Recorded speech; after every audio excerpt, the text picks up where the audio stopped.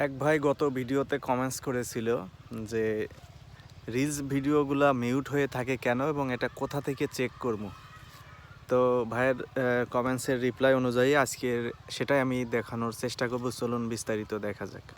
তো এই জন্য যে কাজটা করবেন, সর্বপ্রথম আপনার যে মোবাইল স্ক্রিন আছে, মোবাইল স্ক্রিনে চলে আসবেন। সরাসরি এখান থেকে আপনার মোবাইলের যে ফেসবুক অফিসিয়াল পেজটি আছে সেই অফিসিয়াল পেজটিতে চলে আসবেন। ঠিক আছে, এখান থেকে আপনারা এই যে উপর দিকে আপনাদের যে লোগো আইকন আছে, এই লোগো আইকনে ক্লিক করবেন। এই যে লোগো আইকনে ক্লিক করলাম, এখান থেকে সরাসরি একটু নিচের দিকে স্ক্রল করে এই যে মোর অপশন থেকে এখানে ভিডিওতে ক্লিক করবেন। ভিডিওতে ক্লিক করার পর এইখান থেকে এই যে একটা অপশন দেখতে পাচ্ছেন, নিডস টু রিভিউ, এই অপশনটার কাজ কি? ঠিক আছে, এই নিডস টু রিভিউতে যখন যাবেন, এখান থেকে আপনি দেখতে পাচ্ছেন যে নো মিউট রিল, এখানে আমার কোনো মিউজিক মিউট হয়ে নাই। ঠিক আছে, মানে এটা ওকে আছে।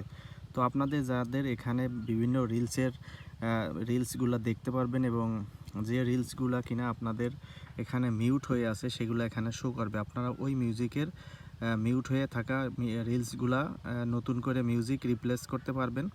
ঠিক আছে, এবং চাইলে সেখান থেকে আপনারা মিউজিকটা চেঞ্জ করে একবারই শুধু চেঞ্জ করতে পারবেন। তো ভিডিওটি কেমন লেগেছে অবশ্যই জানাবেন। ধন্যবাদ সবাইকে।